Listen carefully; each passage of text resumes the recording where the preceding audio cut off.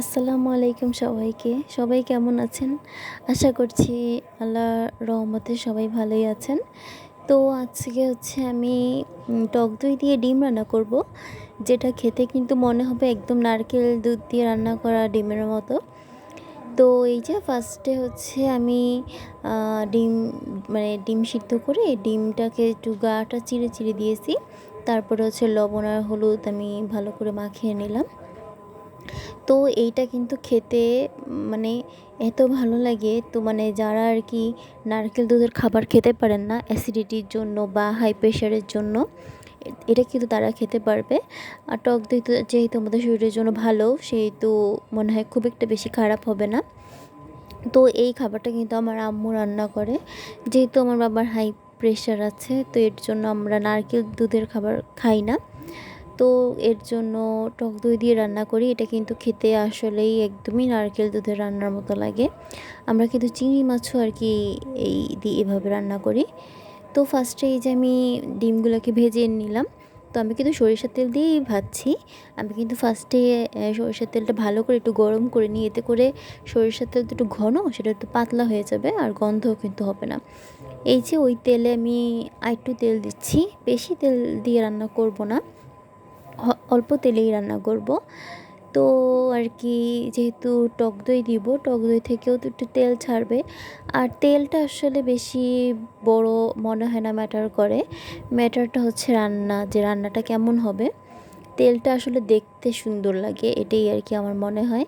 তো এই যে আমি এখানে গরম মশলা ফোড়ন দিয়ে দিলাম, তেজপাতা, দারচিনি আর এলাচ। আর এই যে আমি এখানে কাটা পেঁয়াজ দিয়ে দিলাম। আমি এখানে কুচি পেঁয়াজ কম ইউজ করব, যেহেতু আমি আর কি পেঁয়াজকে বাটা পেঁয়াজ দিব পেস্ট করে। তো এর জন্য আমি এখানে কাটা পেঁয়াজ কম দিব। কাটা পেঁয়াজে আসলে গ্রেভি কম হয়, কিন্তু বাটা পেঁয়াজ বাটা মশলা আর কি গ্রেভিটা বেশি হয়। যেহেতু বাসায় গেস্ট ছিল, সেহেতু আমি বাটা পেঁয়াজটা ইউজ করব। তো আমি পেঁয়াজ তো বেটে আর কি ফ্রিজে রাখছিলাম, কিউব কিউব করে কেটে রেখেছিলাম। এর জন্য আর কি এরকম বরফ হয়ে আছে। তো আমি কিন্তু পানির সাথে মিশিয়ে একটু দিব, যাতে করে না ছিটে আর তাড়াতাড়ি বরফটা গলে যায়। তো এই যে আমি ভালো করে পেঁয়াজটাকে ইয়ার সাথে ওগুলোর সাথে মেখে নিলাম, যাতে পেঁয়াজের গন্ধটা না থাকে, কাঁচা যে গন্ধটা।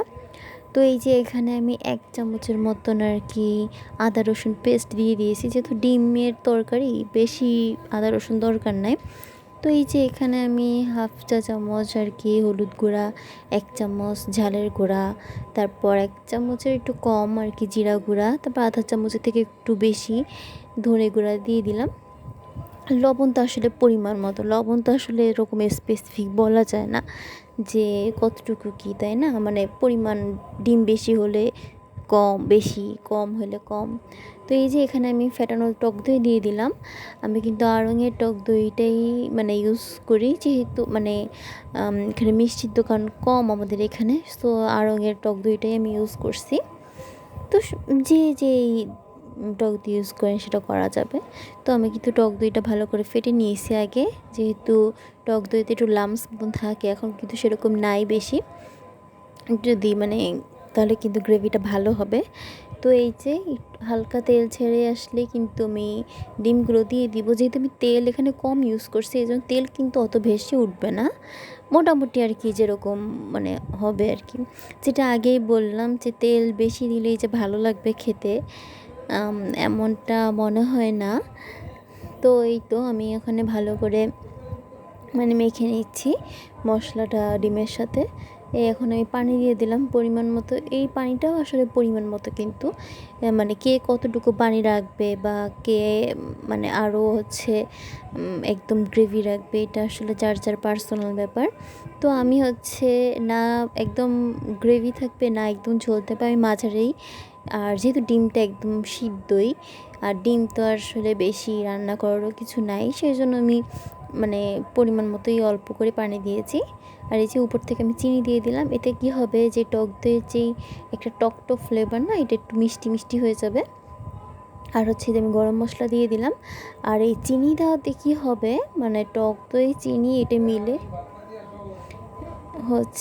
আপনার একদমই নারকেল দুধের মতন আর কি স্বাদটা ফ্লেভারটা দিবে। এই যে আমি এখানে কাঁচা ঝাল হচ্ছে উপর থেকে দিয়ে দিলাম, এতে একটা কাঁচা ঝালের ফ্লেভার আসবে, এটা ভালো লাগবে দেখতে, মানে খেতেও ভালো লাগবে আর দেখতেও কিন্তু ভালো লাগবে। তো এই তো আমি ফুটা পর্যন্ত অপেক্ষা করলাম। তারপরে এই যে আমার কিন্তু ডিম একদম কমপ্লিট, এই যে দেখেন ঝোলটা কিন্তু কমে আসছে একদমই। তো এই তো দেখতে কিন্তু মাশাআল্লাহ ভালোই হয়েছে, আর খেতেও কিন্তু ভালোই হয়েছিল আর কি, সবাই যেটা বললো। তো ভালো হলেই তো ভালো লাগে, তাই না? তো এই যে এটাই হচ্ছে আমার ডিমের একদম লাস্ট লুক। তো এই যে, তো আজকে হচ্ছে আমি চালডাল থেকে কিছু প্রোডাক্ট অর্ডার করছিলাম। এই যে এখানে ডিম, অনেকে বলে চালডালের প্রোডাক্ট ভালো না, কিন্তু আমার কাছে কিন্তু ভালোই লাগে। যে ডিম নিয়েছি আমি, ডিমগুলো কিন্তু বেশ বড়ই ছিল আর ফ্রেশ ছিল বাজারের থেকে, আমার মনে হয়। আর বাজারের থেকে 10 টাকা না 15 টাকা কমও ছিল। আর এই যে হচ্ছে দারচিনি নিয়েছি, এই দারচিনিগুলো কিন্তু আমার ভালোই লাগছে, বাজারের থেকে কিন্তু ফ্রেশ ছিল। বাজারে অনেক ভাঙ্গাচোরা ডাস্ট থাকে বেশি। আর এই যে ধনিয়া গুঁড়া, আর এই যে এখানে আমি 5 কেজি চাল নিয়েছি। চালটা কিন্তু খুবই সুন্দর, একদম মানে একদম লম্বা লম্বা চাল হয়, আর চালের ঘ্রাণটাও কিন্তু অনেক সুন্দর, আমার কিন্তু অনেক ভালো লাগছে। এটা হচ্ছে নাজির শাহের চাল। তো আজকের মতন এই পর্যন্তই, আল্লাহ হাফেজ।